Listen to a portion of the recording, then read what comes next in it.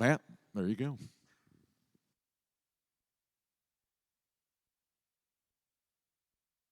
Have this weekend we have learned a new song.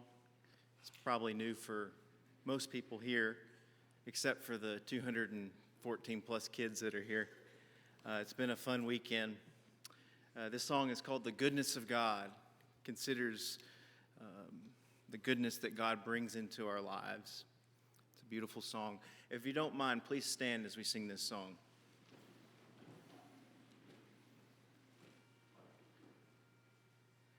Do, so, mi, do.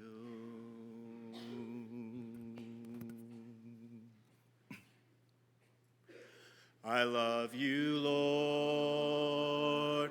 Oh, your mercy never fails me. All my days I've been held in your hand. From the moment that I wake up until I lay my head, I will sing of the goodness of God. All my life you have been faithful. All my life you have been so, so good.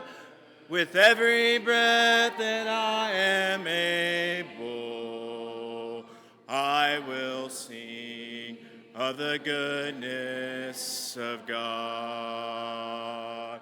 I love your voice. You have led me through the fire in darkest night. You are close like no other. I've known you as a father. I've known you as a friend. I have lived in the goodness of God. All my life you have been faithful. All my life you have been so, so good. With every breath that I am able, I will sing of the goodness of God. Your goodness is running after, it's running after me. Your goodness is running after, it's running after me. With my life laid down, I surrender now. I give you everything. Your goodness is running after, it's running after me. All my life, you have been faithful. All my life, you have been so, so good. With every breath that I am able, I will sing of the goodness of God. I will sing of the goodness of God. Amen. Please be seated.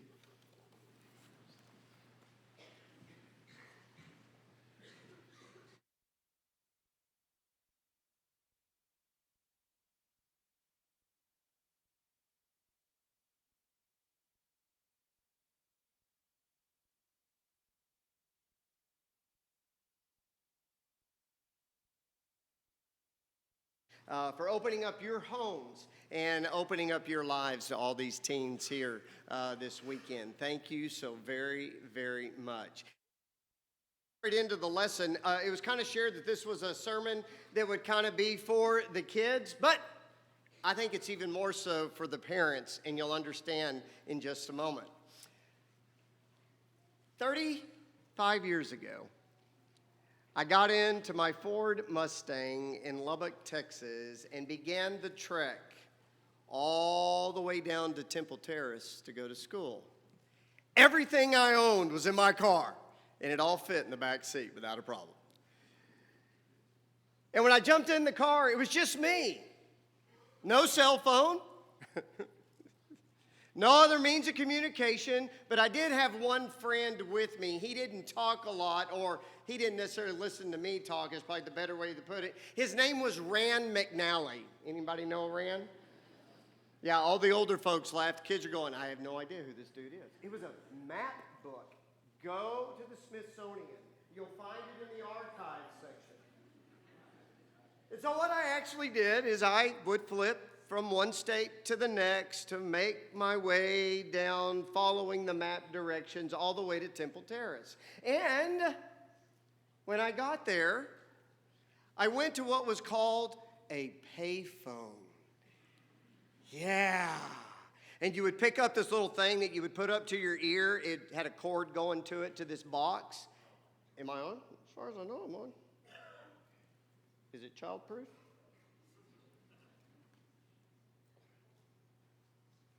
Is it childproof? Do I got it on wrong?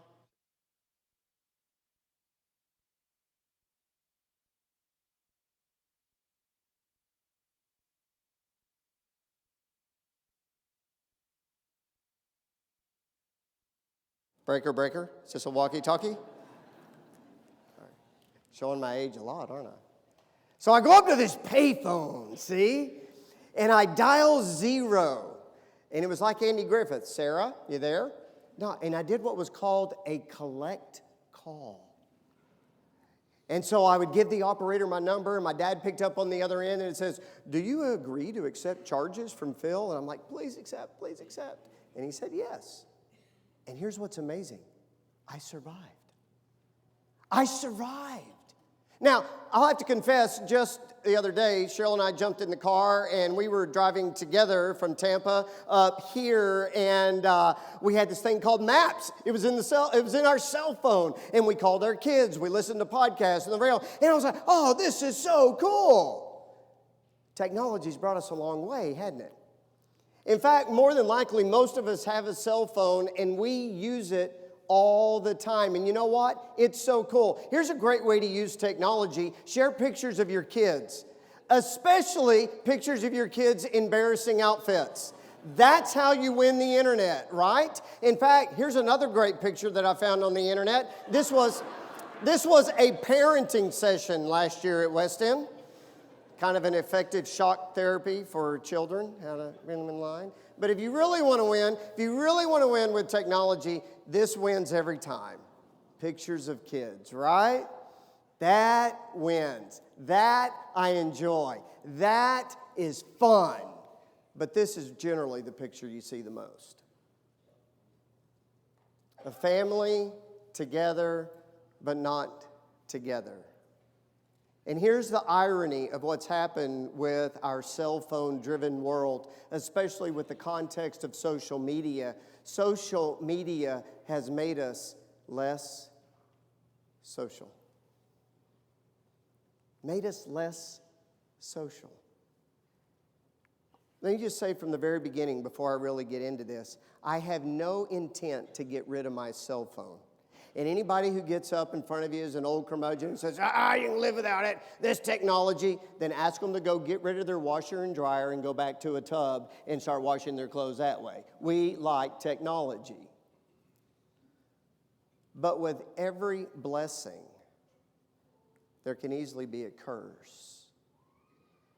And so what I want to share with you this morning are some things that we have to keep in mind as those who use technology. First thing I want you to grasp and understand is that the daily phone usage today for a teen is more than 7 hours and 22 minutes of each day.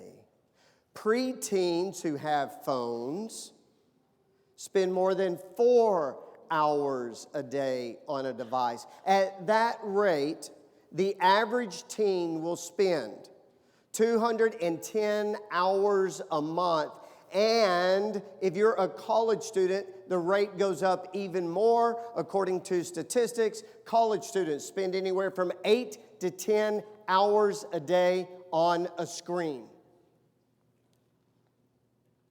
At that rate, the average person by the end of their life will have spent 9 full years on a device.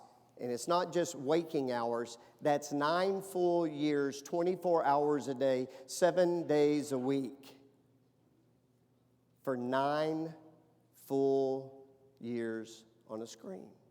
I'd love to tell you that a lot of that technology is going to maps and learning how to get somewhere, or reading a great educational book, or maybe listening to an audio tape, but no, it's really not. 90% of most time spent on a device is spent on social media. And it's changing us. It's greatly affecting us. And just so you know, all the statistics and all the things that I'm going to show you are very, very, very, very common. You can find it easily with any search that you do. But here's what you probably don't know. Devices, especially the apps, are designed to be addictive. One of our biggest challenges at camp every year, camp is a no cell phone zone. And we send out email after email after email. When counselors do their call, they remind. And guess what kids bring to camp? Cell phones. In the first 24 hours after we take them up, you can see them going through withdrawals. And the kids that are gamers especially, their thumbs just do this. And they don't know why. But here's the sad part about it. Here's what's really sad about it. I've actually had kids turn in dummy cell phones to keep their real one. And you know who they're texting late at night? Their parents. Because their parents are in on it. Here's what I want you to hear. This is a lesson for parents. Because I know full well you would never, ever, ever, ever, ever let some stranger off the street just come into your house. That's why we lock our doors.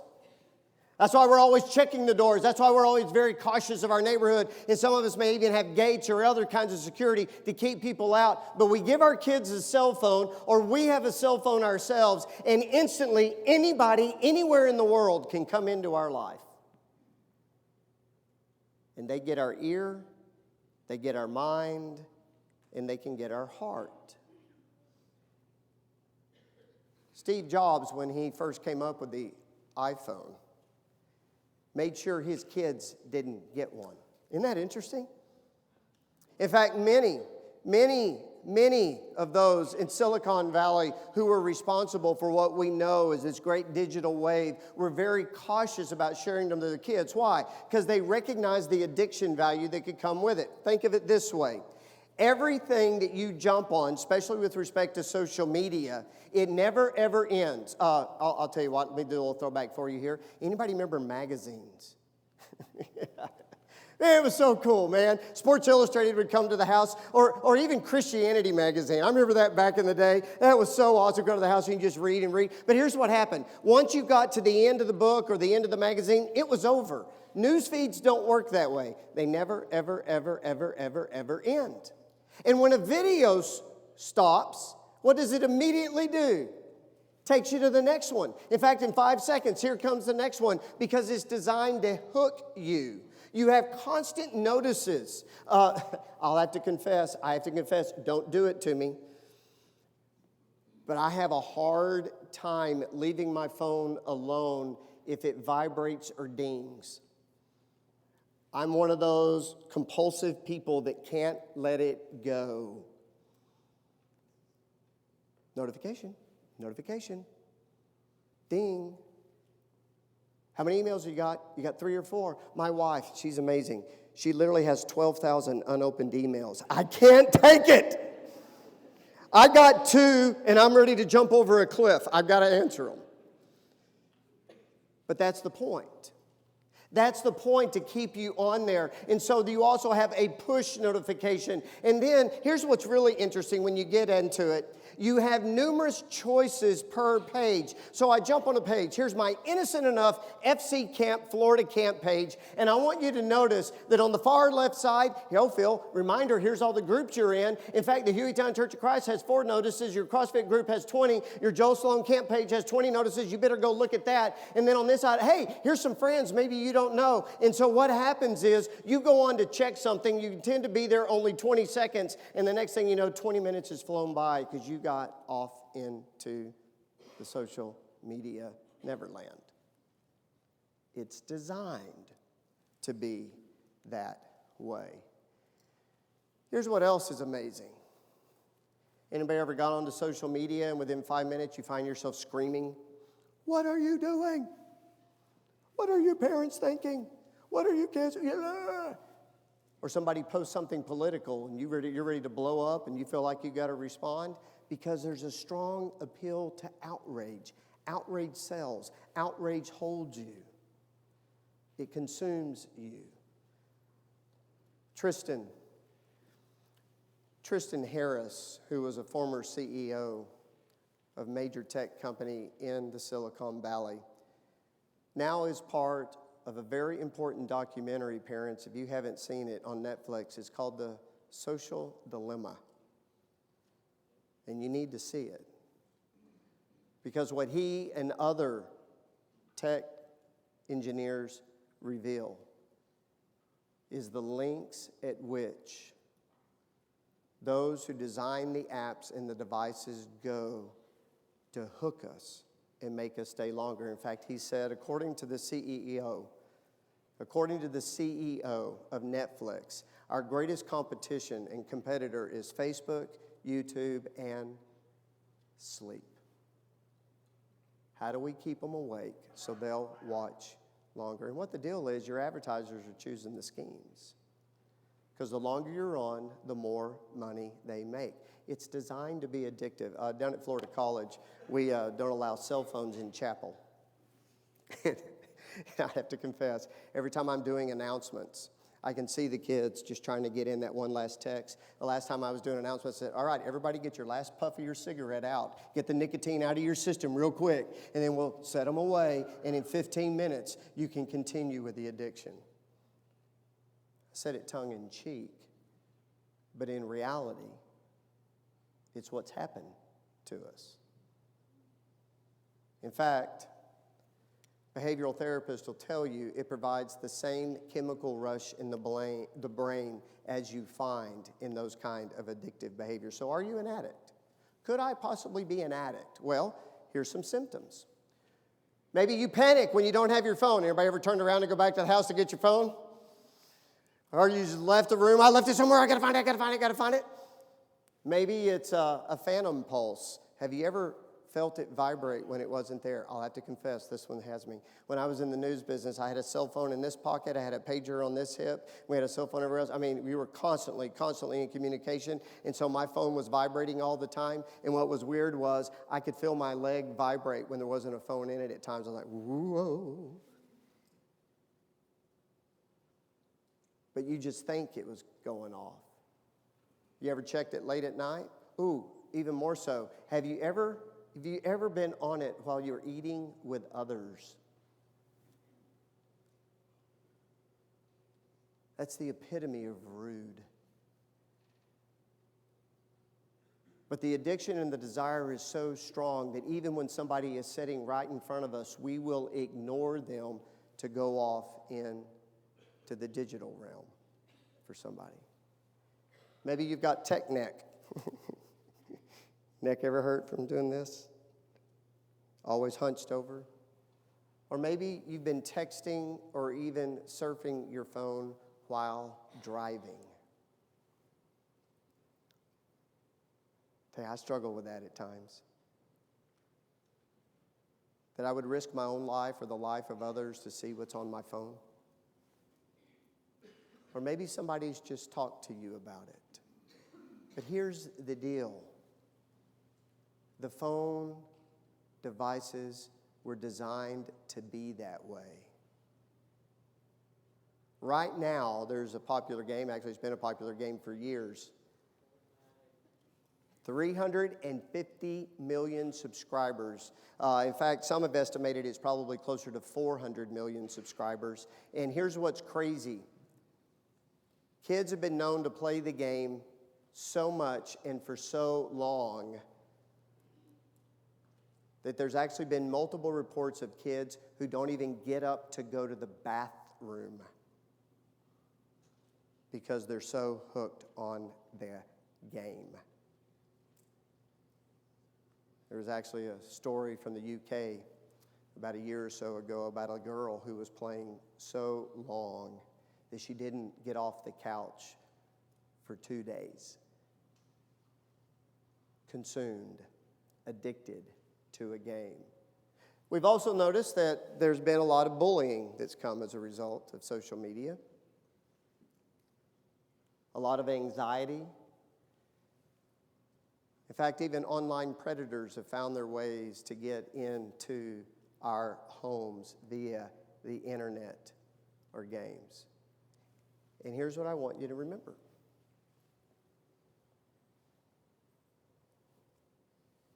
We gave it to them. We gave it to our kids. There's a parable that Jesus shares, the parable of the sower. I bet you've heard it. You have the pathway that's so hard the seed can't get in. You have the rocky ground where it can't go deep. But then you have the thorny ground.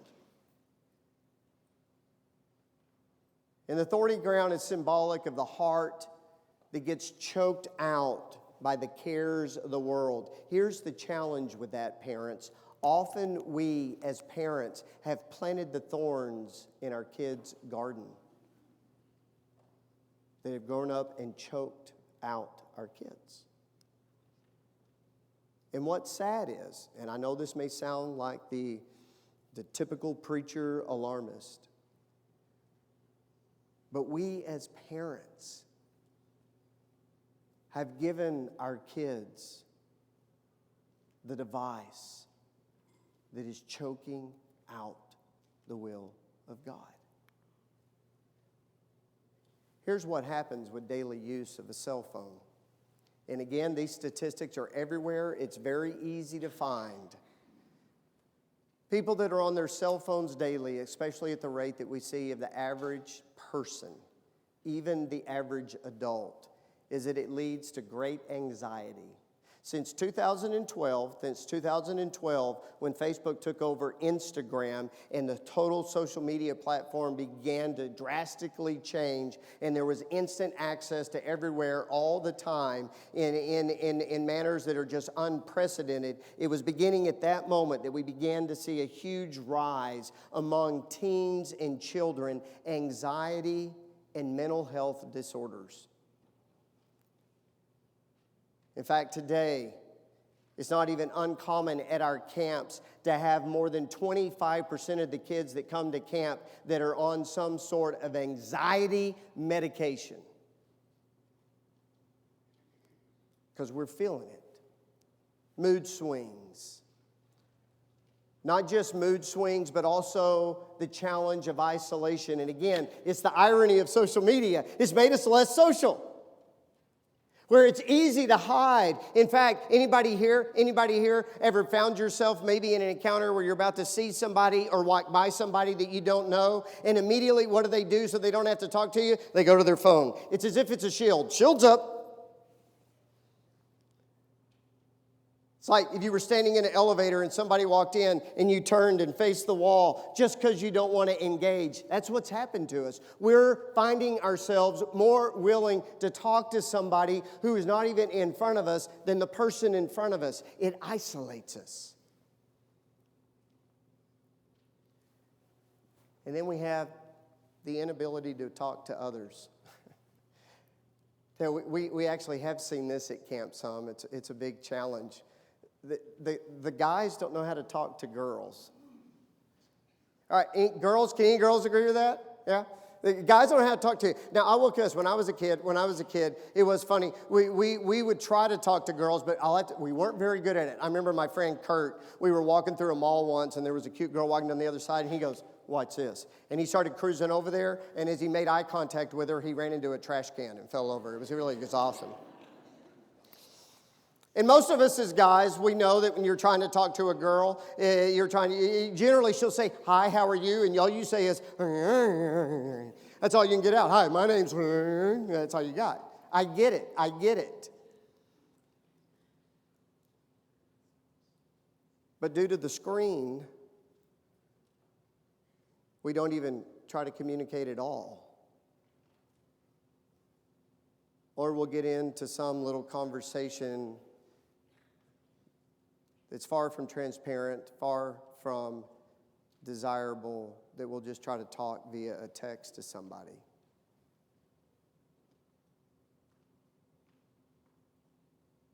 And you can't see a face, you can't see emotions, you really can't communicate.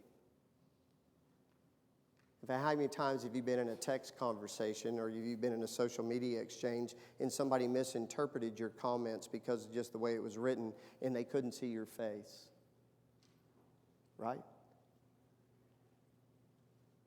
But daily usage will also lead to lower attention span and even narcissism. We become consumed with ourselves. Did you know every year in the Grand Canyon there are people who die taking selfies? Look how close I am. And all the way down they're thinking, that wasn't a good idea. But so consumed with self, we fail to see others. More than likely, many of the things that I've shared with you are not that new to you.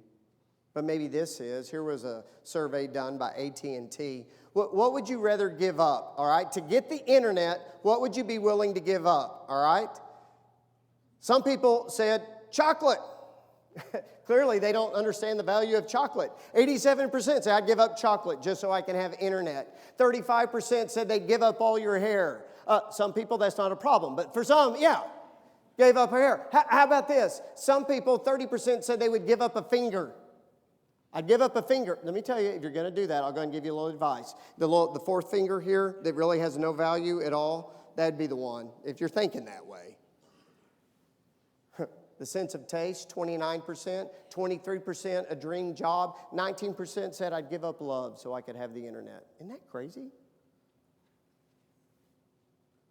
And 16% said they'd give up human interaction. I would say they already have. But think about it. Internet access has become about as dependent in our lives as oxygen to us. We think we got to have it. According to the American Academy of Pediatrics, this is not the American Academy of Preachers, but according to the American Academy of Pediatrics, and also psychology doctors tell us that from the ages of 0 to 18 months, there should be 0 screen time, not even for educational resources. From 18 months to 3 years, no more than 20 to 30 minutes a day. From 3 to 5 years, no more than an hour a day. And for 6 and up, it needs to be greatly limited.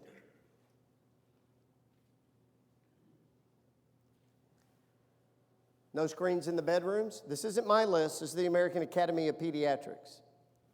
No screens in the bedrooms, no screens at dinner tables, no screens before at least 1 hour of playtime and exercise a day, and parents have to be good role models. I'd venture a guess that in most homes where kids are on their phone for 7+ hours, so are the parents. And it's changing us. Isn't it interesting when you look at the Bible, and I know the Bible wasn't specifically talking about cell phones here. I know. It was talking about idols. But listen to the words of Micah. "Woe to those who devise wickedness and work evil on their beds. When the morning dawns, they perform it because it's in the power of their hand." Isaiah 2:8, the land is filled with idols. They bow down to the work of their hands, to what their own fingers made. And how many people are constantly bowing down? Again, I know the context here was not cell phones, but we can see it in our lives. One lady gave this to me when I started the sermon series in Gainesville. She said, this cartoon, careful, Eve, you might spend all your time on it. Maybe it was an apple.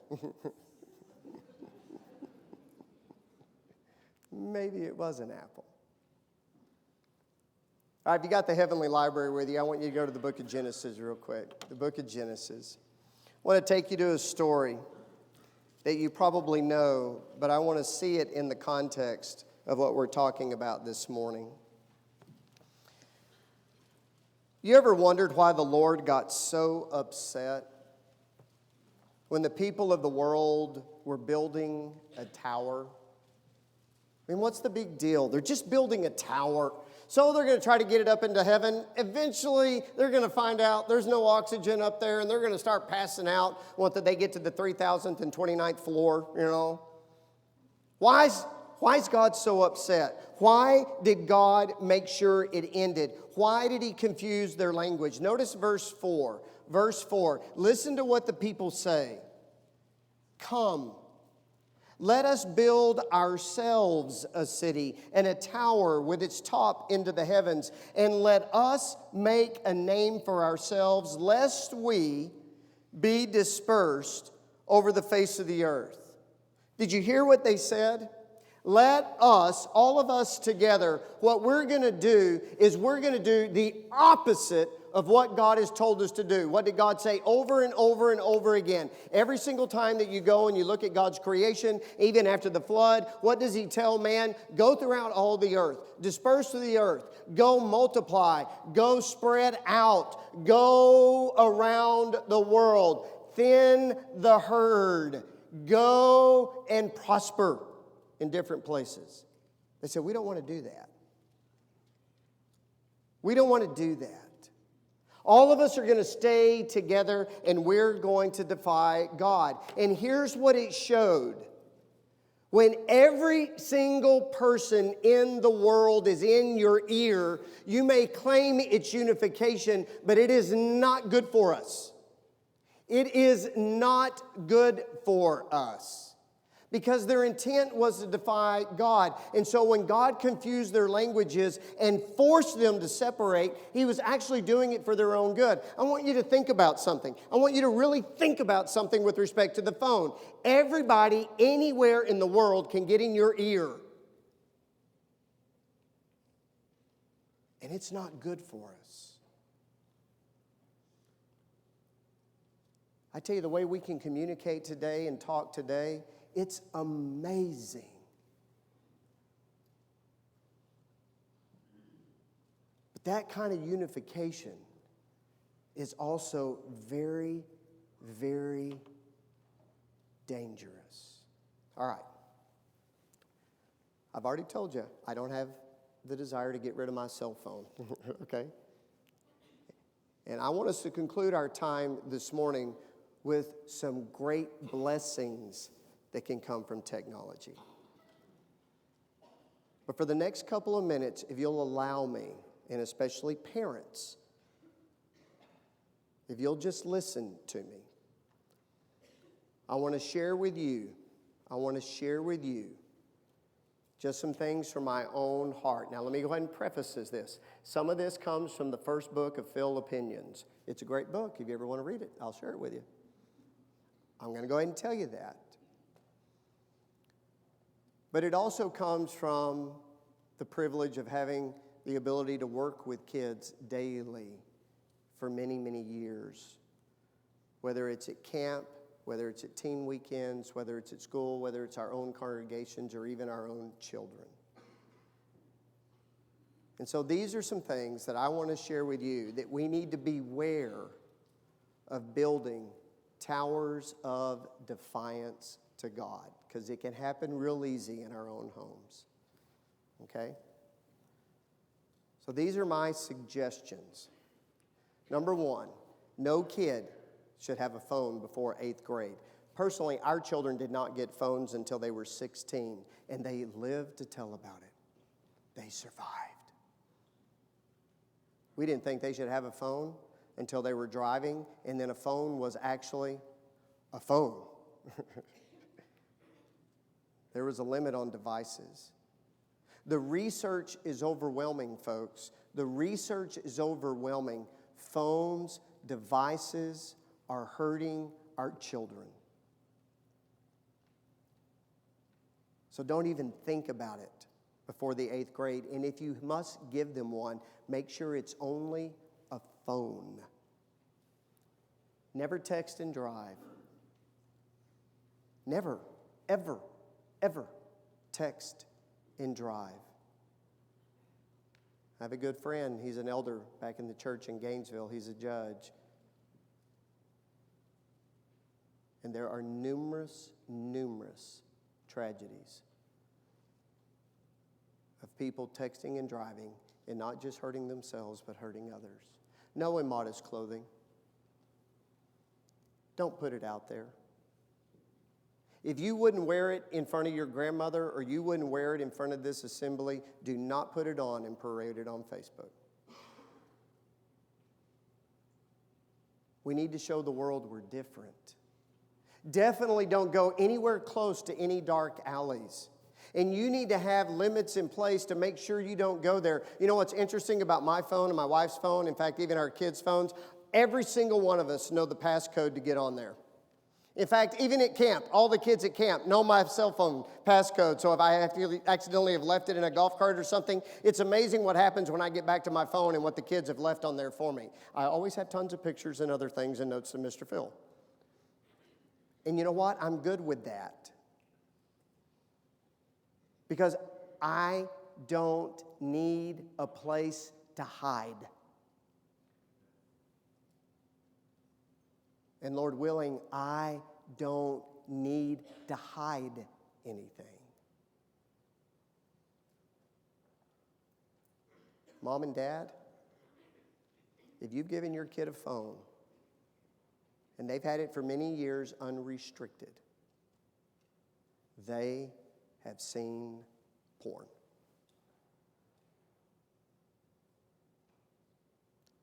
I had a college student come to me one day. He said, Mr. Phil, can we meet for lunch? I said, sure. And I thought, oh, I bet something's up. And as soon as I set my tray down at Chipotle, I hadn't even had a chance to pick up my fork. He goes, Mr. Phil, I got to tell you, I'm addicted to porn, and it's killing me. What am I going to do?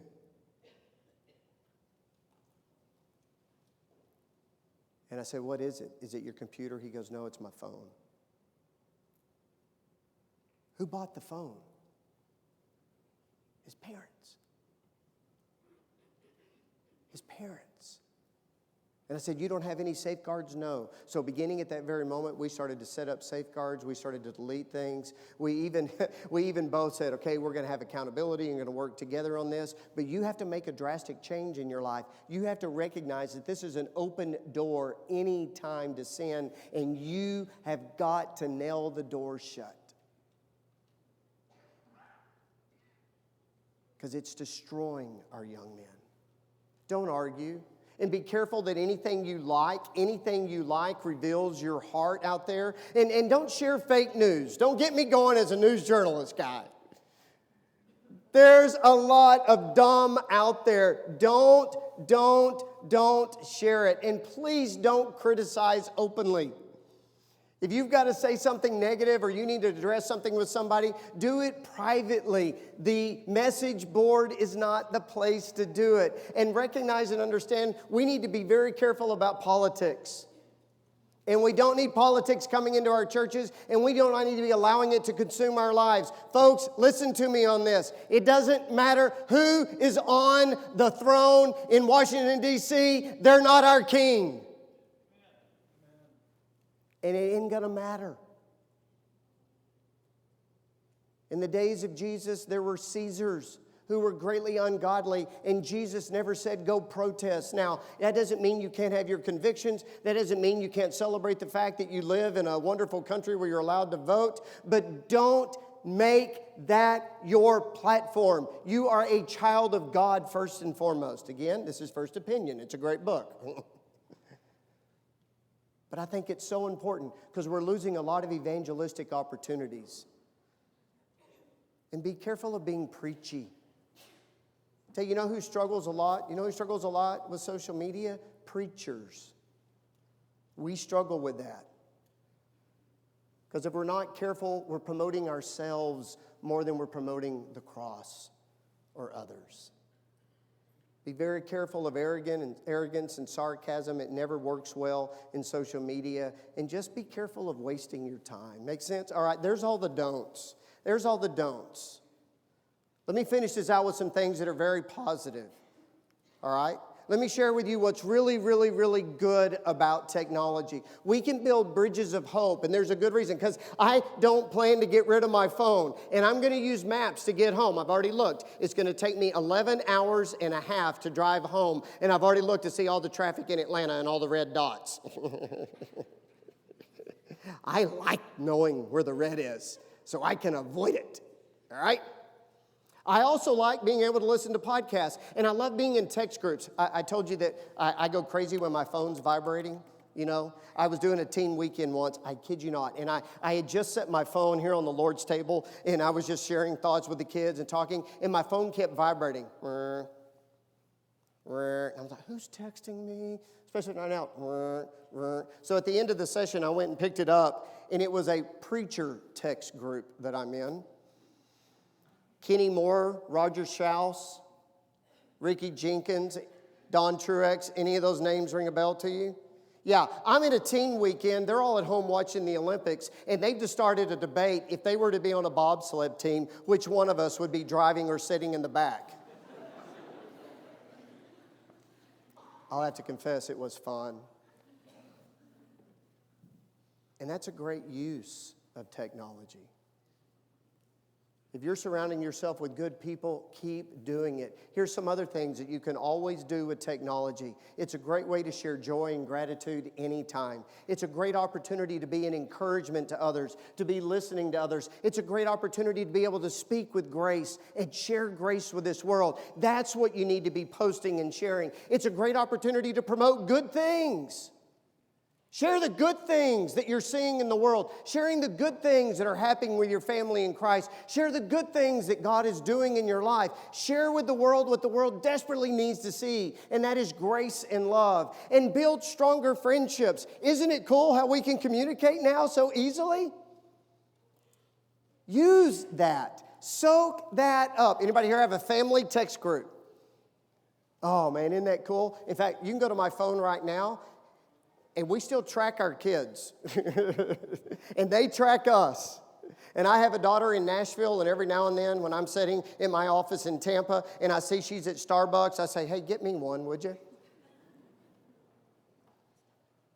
Because it's a great way to communicate and stay in touch with those you love. Also, you can encourage spiritual things. Isn't it great how we can go and listen to something that'll be uplifting to us and it'll stir our heart for good? Seek it out. If you're looking for a good daily devotional, Word Points. Wordpoints.org. It's written by Gary Henry. He has something new every day for you. Maximize your educational resources. Instead of wasting your time on social media like 90% of the world, go listen to a good, wonderful teaching podcast. That's a great way to spend the time. Also, overcome the evil with good. Let's be different from the world. Flood social media with what is good, and here's what you can do. Seek mentors for your kids. Parents, that is the greatest secret to parenting. You find mentors who will mentor your kids and share with them what's in your heart, because there's a point where they're not going to be listening to you anymore. Not that you're irrelevant, but they've heard your voice. You surround them with other good people who will guide them. And if you found a good person that's not addicted to a phone, you lock that in. That's a good person to be around. And then maybe this. Maybe go on a fast. See how you do. I know this has been a little heavy, but I want the change to begin with us. And maybe sometimes a little disconnect will be good for us, so we can reconnect with the Lord. Make the blessing a blessing, not a curse. Thank y'all so very much for your kind attention.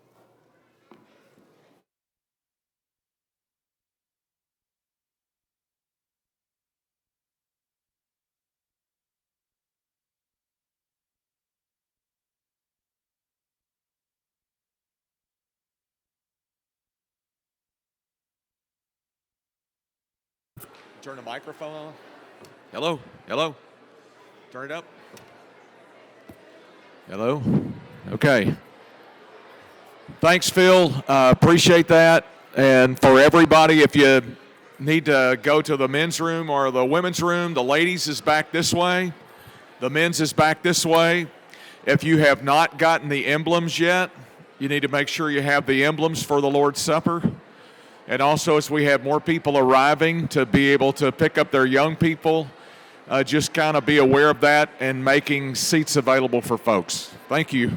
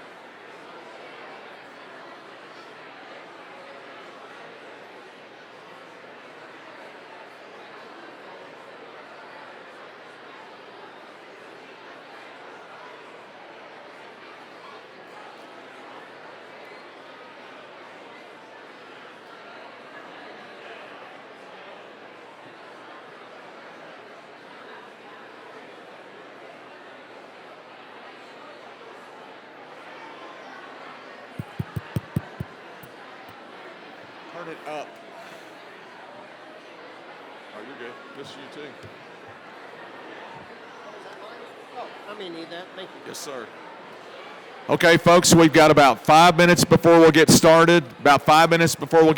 Just another reminder. Be sure, if you're a Christian, to grab the emblems and the baskets in the back of the auditorium. And squeeze in so we make sure we've got plenty of seats for everybody. There's a couple of pews down here that are open.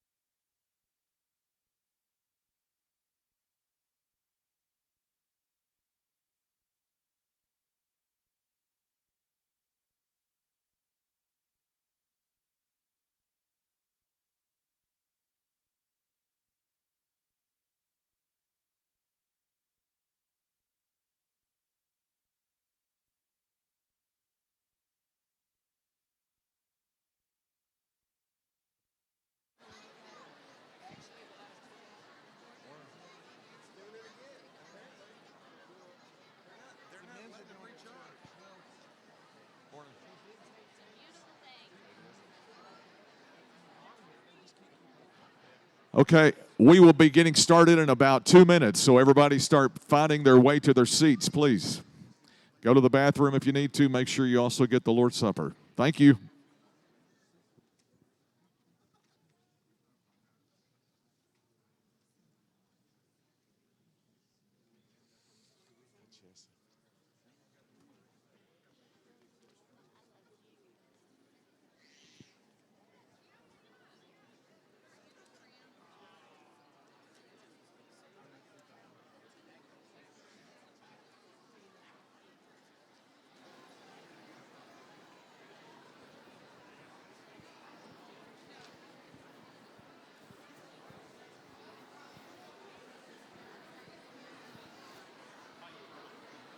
Hey, Brad, you all right? Scripture reading, prayer, Lord's Supper, song leader. All right.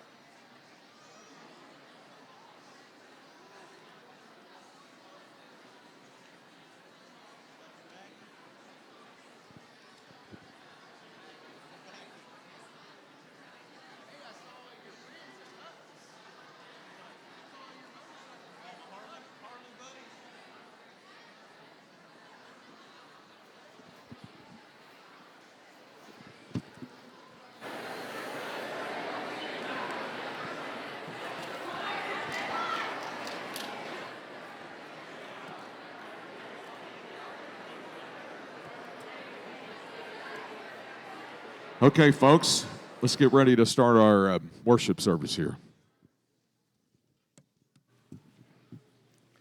That's quite fast. That's good. Can you hear this one? Okay.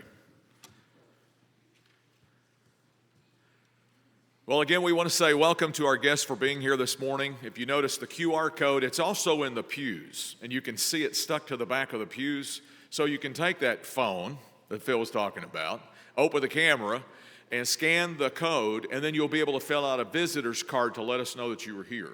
And we do want to know that you were here. Hopefully you've seen the announcements on the screens before services started, and they'll be up again at the conclusion of our service. And this is the new way that we're getting information to everyone, along with posting those announcements on the West End News Facebook page and through emails. And if you have announcements that need to be provided to the congregation, please send that information to John Whitaker, either by Saturday afternoon for Sunday announcements or sometime on Wednesday for the evening Bible study. And all those names that you see on the announcements, please take time to look at that. Keep them in your hearts and also in your prayers. This morning, on behalf of the other elders, I want to say thanks to Phil Robertson and his wife Cheryl for being with us. Thanks to Phil for leading our studies over the last 3 days and for the thoughts that he has brought to us for our young people in thinking about purpose in their lives and their hearts. I had the opportunity to be here for several of the sessions, and it was certainly great to be with them and see what was going on, to hear what was being taught, to hear them sing and praise God. Thanks also to Matt and John for leading our songs during the studies and worship too. And we'd also like to thank all the parents that have shown support for their young people to choose to participate in Teens in the Green this year. Since its inception in 2020, members of our congregation wanted to create an event for spiritually minded young people to get together, to be edified, to study, to sing, to fellowship, and do all of this while praising God. With initial hopes of 50 people in year one, this year, 2023, we had 217 people, young people, participating in the event, representing 12 different states at this event. Our West End group of families are to be thanked for their thoughtfulness in planning and execution of this event. It is truly their love for young people that initially made this event possible and why it continues to grow as it is today. Everything happens because of hard work and dedication and love for this and edification that we all receive from the service, but mostly because of the blessings of God. Thanks also to those who have contributed financially from our congregation to support this event. It is all paid for out of the pockets of the members of this congregation. And we appreciate those families that served as host families and also provided transportation for the young people and made their homes places for them to be able to get together socially after the evening hours. In a time when the world around us seems sometimes to be a dark and dreary place, adults, we need to be the lights and leaders for our young people, not the world. And young people, you need to be lights and leaders for the world around you as well. We need to think about everything that we say and do, and we all need to look to God for guidance in our service in His kingdom as we all seek to glorify Him now so that we can be with Him for eternity. Annually at West End, we have a theme, and the theme this year is eternity in your heart. Is eternity in your heart? Is it important to you? And what we do is we have everyone stand while we have a reading from the Scriptures. And if you would now, please stand. And after we have this reading, then I'll have a brief prayer to get us started. And then we'll start with our song service. We'll have a scripture reading. We'll have another prayer. We'll have an opportunity to partake of the Lord's Supper. And then Phil will be bringing a lesson for us here in just a few minutes. The reading this morning is Psalm 93:2. Your throne is established from of old. You are from everlasting. If you would pray with me, please. Merciful God and Heavenly Father, we come humbly bowed before you this morning. We're so very thankful for the rich blessings that we have through your Son, Jesus Christ, the hope for eternal salvation. We pray as we go into this hour of worship, as we sing these songs, we will sing